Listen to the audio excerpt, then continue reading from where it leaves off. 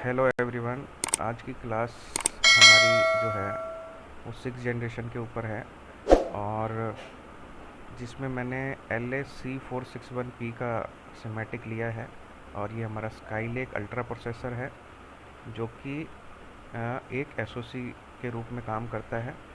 और इसी में हम ये देखेंगे कि किस तरीके से पावर फ्लो आपका काम कर रहा है, और चिपसेट जो हमारा जो था PCH के अंदर, उसके अंदर किस तरीके से इन्होंने RTC सेक्शन के बाद में सस्पेंडेड सेक्शन के अंदर जो चेंजेस लेकर आए हैं। तो चलिए हम शुरू करते हैं। तो इसके लिए हम सबसे पहले चलते हैं अपने RTC सेक्शन पे और देखते हैं कि वहाँ पे RTC सेक्शन को किस तरीके से इम्प्लीमेंट किया गया है। तो ये हमारा PCH का पावर ब्लॉक डायग्राम है, जहाँ पर हमें सभी पावरों का एक इनपुट पता चलता है कि कौन सी पावर कहाँ से आ रही है। तो इस PCH ब्लॉक की पावर ब्लॉक में हम देखेंगे सबसे पहले कि हमारा VCC RTC जो कि यहाँ पर है, ये आ रहा है कि नहीं आ रहा है, यानी कि हमारा RTC को सबसे पहले पावर मिलना चाहिए। तो VCC RTC पे हमारी पावर आ रही है RTC सेल। ये RTC सेल जो आपकी वोल्टेज है, ये जनरेट होती है जनरली LDO वोल्टेज से, जो कि आपकी एक डॉयड को क्रॉस करके आपको RTC सेल के अंदर से या RTC सेल से भी आती है ये, और आपका LDO सप्लाई से भी आती है, और वो आपकी यहाँ पर आपको मिलती है। तो सबसे पहले तो आपका VCC RTC जो है वो सेक्शन को पावर मिलनी चाहिए, यहाँ पर पावर आती है, और वो आपके क्लॉक सेक्शन जो आपका RTC की क्लॉक है उसको एक्टिवेट करता है। ठीक है, अगर आपकी यहाँ पर पावर आ जाती है तो इसका मतलब ये है कि आपका नॉर्मली VCC RTC पे क्लॉक जनरेट हो जाएगा। तो अगर आपकी क्लॉक आपको मिलती है 32.768 की RTC क्लॉक मिलती है, तो यानी हमारा इनपुट यहाँ पे ओके है। और दूसरा, अगर आप ध्यान से देखेंगे तो यहाँ पे हमारे पास DCP RTC भी है, डीकपलिंग आपका यहाँ पर हमें मिल रहा है। तो यहाँ पर आपको डीकपलिंग पे भी चेक करना है कि यहाँ पर कोई शॉर्टिंग तो नहीं है। वोल्टेजेस यहाँ पर आपको मिल सकती है 3 वोल्ट से और 1 वोल्ट के बीच में कुछ भी मिल सकती है, ये वेरी होती रहती है। जनरली ये क्या होता है कि आपके इंटरनल लोड की को थोड़ा सा टॉलरेट करने के लिए यहाँ पर ये लगाया जाता है, ताकि इंटरनल लोड को वो मैनेज कर सके। तो डीकपलिंग कैपेसिटर हमारा यहाँ पे लगाया जाता है, जो भी एबनॉर्मल फ्रीक्वेंसीज या वोल्टेजेस आ रही है उसको एब्जॉर्व कर सके, ताकि शॉर्टिंग ना हो इस पर्टिकुलर सेक्शन में। तो ये शॉर्ट नहीं होना चाहिए, और नॉर्मली यहाँ पे आपको कुछ वोल्टेज मिलती रहनी चाहिए, जो कि 1 वोल्ट या 3 वोल्ट के बीच में वेरी हो सकती है। ठीक है, और उसके बाद में हम देखते हैं कि यहाँ पर एक और VCC RTC प्राइम करके हमें एक वोल्टेज मिल रही है, यानी हम इसको जनरली प्राइमरी वोल्टेज बोलते हैं। तो ये RTC सेक्शन की प्राइमरी वोल्टेज है, और ये RTC सेक्शन की वोल्टेज है, यानी RTC सेक्शन को भी इन्होंने 2 हिस्सों में डिवाइड कर दिया है। अगर आप पुराने सिस्टम में हम देखेंगे कि हमारे पास एक RTC सेक्शन का ब्लॉक अलग ही होता था, जिसके अंदर आपकी सेकेंडरी क्लॉक और इंट्रूडर और इंटरनल VRM सारे एक साथ स्ट्राइक करते थे। तो उसको भी हम देखेंगे कि वो कैसे बाइफ्रिकेट हुआ है। तो लेकिन यहाँ पर सबसे पहले तो ये देखिए कि आपकी RTC वेल की सप्लाई को 2 हिस्सों में बांट दिया है, जबकि आपके पास पहले सिर्फ एक ही मिलती थी। तो ये 2 सप्लाई कैसे हैं, या प्राइमरी वोल्टेज जिसको हम बोल रहे हैं RTC की प्रिम जो हम बोलते हैं प्राइमरी वोल्टेज, तो ये वोल्टेज हमारी अलग क्यों की गई है और क्या चीज़ है ये, इसके बारे में भी मैं बताता हूँ आपको। सबसे पहले देखिए कि इसकी वोल्टेज कहाँ से पावर्ड हो रही है। ये हो रही है आपकी 3 वोल्ट ऑलवेज PCH से। ये PCH वही वोल्टेज है। जब देखिए आप ऑलवेज PCH समझ रहे हो तो आपने स्टडी किया होगा, जो हमने कल भी वीडियो देखा, जो आज भी जो हमने दिया जिसका लिंक मैंने, उसमें आपने देखा होगा कि जो PCH की वोल्टेज है उसको हम कहाँ से डिस्क्राइब कर रहे हैं, जो कि ऑलवेज से एक मॉसफेट को क्रॉस बनती थी, जो PCH सेक्शन में जाती थी 3521 में। तो उस सेक्शन में यानी सस्पेंडेड सेक्शन में जाने के लिए ये वोल्टेज बनती थी। तो यानी कि ये सप्लाई जो है हमारी, एक तरीके से देखा जाए अगर पुराने पैटर्न को, तो ये हमारी सस्पेंडेड स्टेट के लिए जो जनरेट होती थी वो सप्लाई है। ठीक है, उसको इन्होंने प्राइमरी वोल्टेज RTC की प्राइमरी वोल्टेज से कनेक्ट कर दिया, यानी कि ये तो आपकी बाद में ही एक्टिव होने वाली है। यानी जो RTC के 2 सेक्शन है उसमें से आधा सेक्शन पहले एक्टिवेट हो रहा है, और RTC का प्राइमरी सेक्शन जो हम बोल रहे हैं वो बाद में एक्टिवेट हो रहा है। ये क्या है ये भी मैं अभी बताता हूँ, जो अभी सिग्नल आएंगे उसमें। और दूसरा हम देखते हैं कि हमारा HDA ये हमारा सस्पेंडेड में जुड़ा होता था, और SPI ये भी हमारा सस्पेंडेड में जुड़ा होता था। यानी कि ये दोनों सेक्शन भी नॉर्मली हमारे ऑलवेज PCH से ही सप्लाइड होने चाहिए अभी भी, क्योंकि यही हमारा सस्पेंडेड सेक्शन है की सप्लाई है पहले वाली, और अभी भी वो उसको हम उसी तरीके से ट्रीट कर रहे हैं। ठीक है। और दूसरा वीसीसी प्राइमरी वोल्टेज भी हमारी देखो ऑलवेज पीसीएच से जुड़ी हुई है, यानी कि ये हमारा वीसीसी जो 3 वोल्ट हमारी जो प्राइमरी वोल्टेज है, ये एक तरीके से हमारा सस्पेंडेड की सप्लाई का एक इंडिकेशन दे रही है कि सस्पेंडेड को उन्होंने वीसीसी 3 वोल्ट प्राइमरी वोल्टेज के लिए डिक्लेयर कर दिया, यानी कि यहाँ पे सस लिखा हुआ नहीं मिल रहा है, हमें वीसीसी प्राइम लिखा हुआ मिल रहा है। दूसरा, ये विशेष ऑलवेज पे बन रहा है, तो यानी ये सस्पेंडेड के लिए हमें ये देखना है, यानी पावर मैनेजमेंट पे जो इम्पैक्ट मारने वाले जो पॉइंट हैं वो प्राइम है, वीसीसी आरटीसी प्राइम है, एसपीआई एचडीए, ये वही सिग्नल हैं जो हमारे सस्पेंडेड स्टेट में यूज़ हो रहे थे। तो चलो उसमें भी हम जाएंगे। तो ये भी हमारा कहाँ से, यहाँ से पावर्ड होना चाहिए, तो इसके लिए एक बार देख लेते हैं कि हमारा एचडीए देखिए यहाँ पर आ रहा है, ये हमारा एचडीए सिग्नल है, ये भी ऑलवेज पीसीएच से एक रेजिस्टेंस के थ्रू क्रॉस होकर आपका जुड़ रहा है, यानी इनडायरेक्टली हम बोलें तो ये पीसीएच से ही जुड़ा हुआ है, पीसीएच वाली ऑलवेज सप्लाई से जुड़ा हुआ है। और दूसरा, अगर हम एसपीआई वाले को फॉलो करते हैं तो इसमें भी हम देख सकते हैं कि ये कहाँ पर हमारा पीसीएच से जुड़ा हुआ है।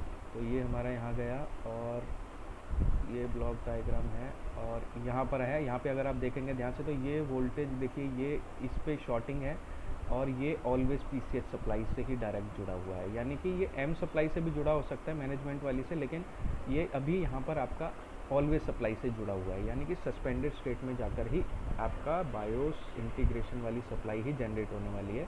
यानी कि अगर हम देखें 128 MB की जो 128 MB यानी बिट हो गया, यानी कि आपका 32 अराउंड ये आपका हो गया, और कितना होता है 16 MB हो गया ये आपका, ठीक है। तो 16 MB हो गया ना, ये 128, ठीक है। तो 16 MB की आपकी फ़ाइल है और 64 MB यानी कि आपका 8 MB की जो बायोस है, इनकी भी देखो सप्लाई आपकी एसपीआई के साथ में जुड़ी हुई है। तो इसको भी पावर एक्टिवेशन जो हमारा चालू होगा वो तब होगा बायोस के साथ कम्युनिकेशन जब हमारा चिपसेट का सस्पेंडेड सेक्शन, यानी अब हम उसको बोलेंगे कि हमारा प्राइमरी सेक्शन कौन सा, सेकेंडरी प्राइमरी जो 3 वोल्ट प्राइमरी बोलेंगे हम उसको, कि 3 वोल्ट प्राइमरी सेक्शन पे हमारी पावर आ जाएगी। चलिए अपना दोबारा वहीं चलते हैं पावर सेक्शन के पास। तो ये हमारा पावर सेक्शन आ गया। तो इसमें हम देखते हैं कि ये सस्पेंडेड सेक्शन जो है वो हमारा प्राइमरी 3 वोल्ट प्राइमरी सेक्शन के साथ में जुड़ गया है, ठीक है। ऐसे तो देखिए प्राइमरी और भी हैं, वीसीसी प्राइमरी 1.0 प्राइमरी कोर, तो इसके ऊपर भी हम लेटर डिस्कस करेंगे, अभी नहीं करेंगे। तो अभी हम आरटीसी के ऊपर फोकस कर रहे हैं। तो हमारी आरटीसी देखिए यहाँ पे 2 सेक्शंस में डिवाइड कर दी गई है।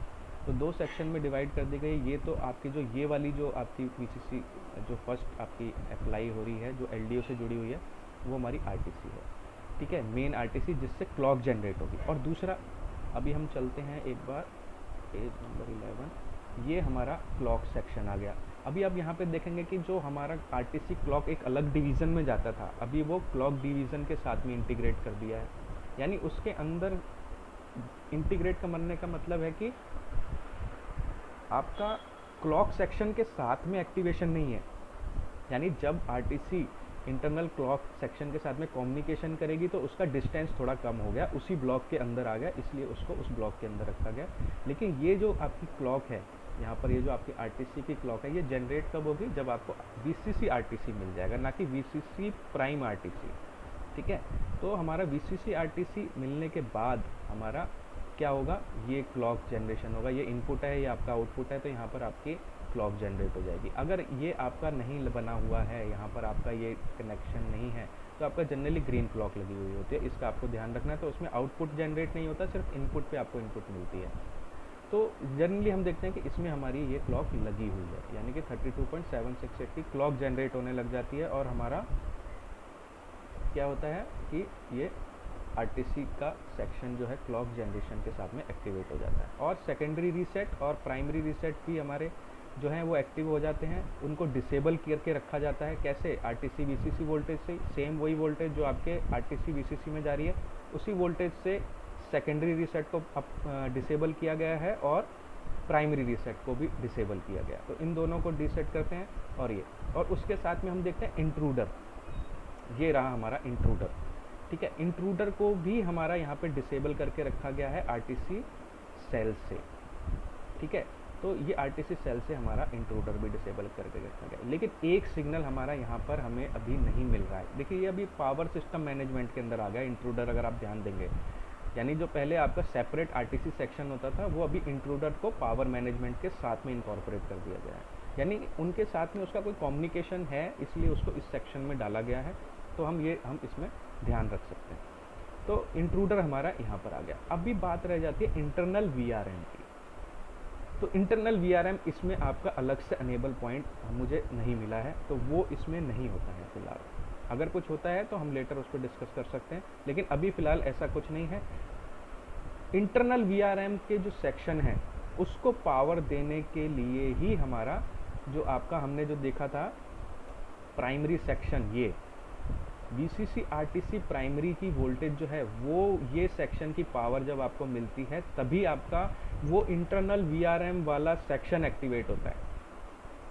ठीक है, तो वो इंटरनल वीआरएम सेक्शन को सीधा यहाँ पे सेपरेट कर दिया गया है आपके मेन आरटीसी सेक्शन से। इंट्रूडर को आपको शामिल कर दिया गया है एसएम मैनेजमेंट के अंदर और सिस्टम पावर मैनेजमेंट के अंदर, और आपके जो आरटीसी सेक्शन है उसको क्लॉक्स के नज़दीक ले गए हैं जो कि इंटरनल क्लॉक के साथ में है। तो देखिए यहाँ पर आपका आरटीसी सेक्शन को बिल्कुल बाइफ्रिकेट कर दिया उन्होंने। वो एक अपने आप में एक अलग इंडिविजुअल पार्ट ना होकर के भी इंडिविजुअल के तरीके से काम कर रहा है और इंटरनली आपके कनेक्शंस को डाइवर्ट करता है। तो यहाँ पर आपका इंटरनल वीआरएम के लिए अभी आपको ये पावर सेक्शन देखना है, यानी कि हमारी अगर पीसीएच की जब तक पावर नहीं आएगी तब तक आपका इंटरनल वीआरएम सेक्शन हमारा एक्टिवेट नहीं होगा आरटीसी का। तो ये उसकी सप्लाई है। ठीक है, तो इंटरनल वीआरएम को एक्टिवेट करने के लिए हमें सस्पेंडेड सेक्शन में हम बोल सकते हैं पहले वाली स्टडी के हिसाब से कि हमें सस्पेंडेड सेक्शन को एक्टिवेट करना पड़ेगा, यानी कि हमें प्राइमरी सेक्शन के ऊपर थोड़ा सा फोकस करना पड़ेगा। कौन सा? 3 वोल्ट प्राइमरी वाले सेक्शन के ऊपर, जो कि हमारा पीसीएच ऑलवेज सप्लाई से जुड़ा हुआ होता है। तो ये है आरटीसी का थोड़ा सा डिस्क्रिप्शन। ठीक है, कि हमारे आरटीसी भी 2 हिस्सों में डिवाइड कर दिया गया। ठीक है, अभी हम आते हैं कि जो हमारा एक्चुअल में आरटीसी के बाद में क्या आता था हमारा डीप स्लीप मोड। ठीक है, तो चलिए हम डीप स्लीप मोड के ऊपर थोड़ा स्टडी करते हैं।